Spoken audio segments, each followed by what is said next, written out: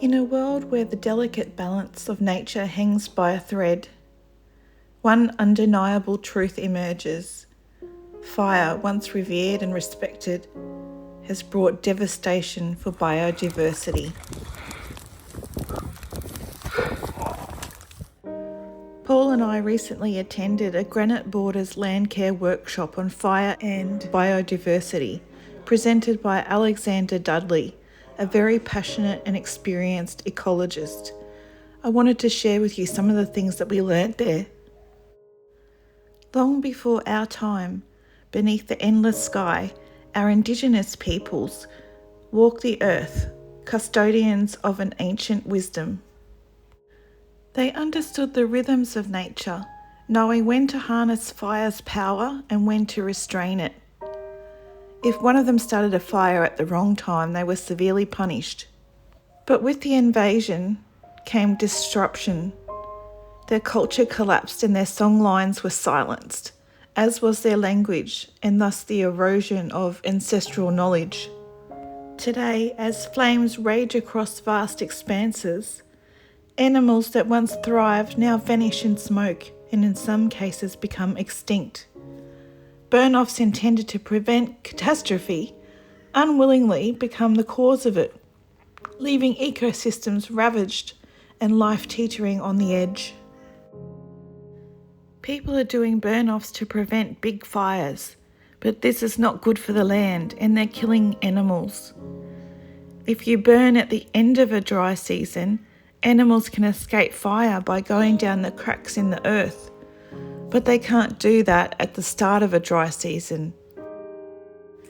If you burn off every year and you have a plant that only reproduces every 3 years, it has no chance of surviving. We are burning the crap out of our biodiversity.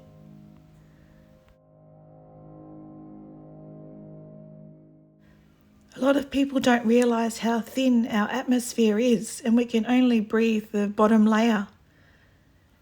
This atmosphere holds life in its embrace, but our actions are leaking methane and coal extraction, putting another blanket of greenhouse gases on us, which is supercharging storms and altering climates with ferocious intensity.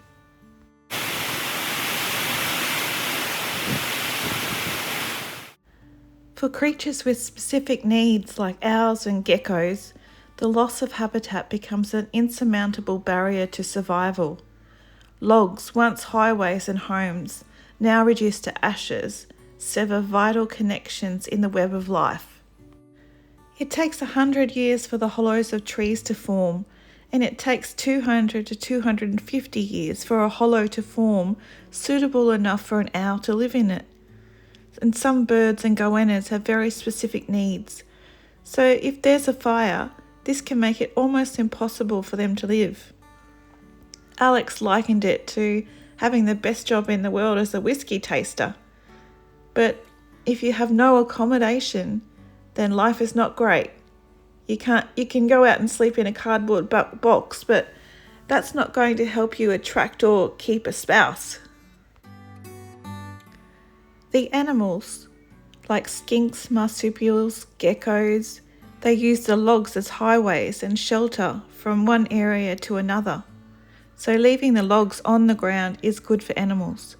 If these logs get removed or burnt, the animals will not survive.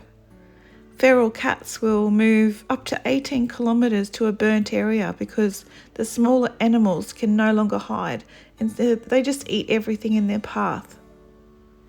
Even well-intentioned efforts like hazard reduction burns can spiral into a cycle of destruction, leaving behind a landscape unrecognisable to its former inhabitants.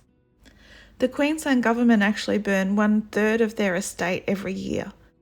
The hollowed logs could take centuries to be replaced if they're destroyed. At least wildlife poachers, even though I don't agree with anything they do, at least when they take animals, the animals might be able to come back. But if you take the logs, they're gone. So then burning off becomes a vicious cycle. Alex was saying that unburnt land is like unicorn land now, very rare. Rural fire service reps will look for an area that hasn't been burnt for a long time, and they say this needs to be burnt, so more animals are cooked. We only need hazard reduction burns that are close to houses. Long time unburnt land is a great thing for biodiversity. So how effective are our policies then, if some hazard reduction burns are completely ineffective? We can't find animals around Torrington now after the fires went through. We had a fire go through our property and burnt 90% of our off-grid property probably almost a year ago now, and for a long time we didn't see many animals around afterwards either. Yet amidst the ashes, seeds of change take root. Ecologists pioneer new methods from artificial hollows to community-driven conservation, offering a glimmer of hope in a world shrouded in uncertainty. What we need is evidence-based strategies, including measuring biodiversity first and measuring later. The feral cats, foxes, deer and goats can be shot. There are new machines now that can create hollows in trees. We don't know how effective this will be. Ecologists are currently studying it and it looks promising at this stage. It could be a game changer for conservation and changing landscapes. And also, growing mistletoe in our area is incredibly important for the ecosystem, for nesting and for food, for birds and koalas and possums. They like to eat mistletoe as well. So mistletoe increases biodiversity.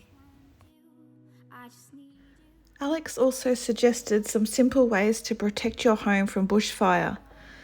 One thing to do is to plant a ring of mulberry and other non-flammable trees around your homestead.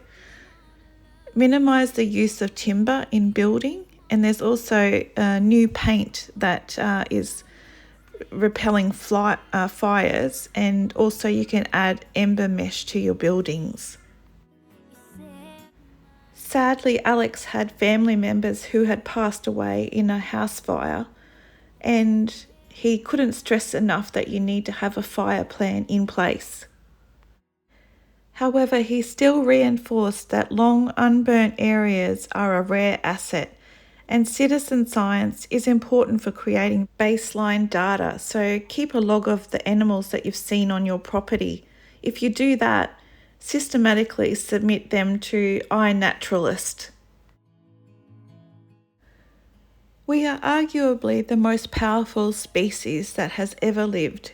And as Spider-Man's uncle says, with great power comes great responsibility.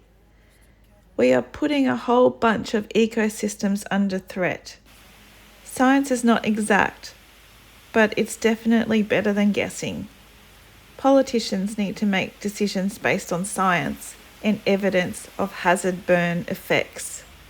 Ecologists are heartbroken, watching species being lost. Take nothing and no one for granted. Mother Earth is running a temperature, and we are going through an extinction event.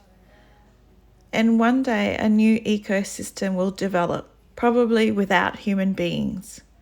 Right now, being on the earth is time limited, and it's an amazing place to be. But with people cranking up the air cons, we are warming the planet.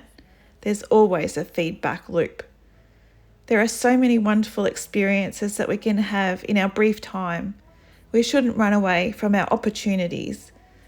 It's an amazing opportunity that we've got to be alive.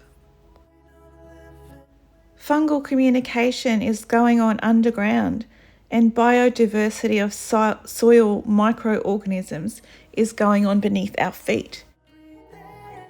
Every person can make a big difference.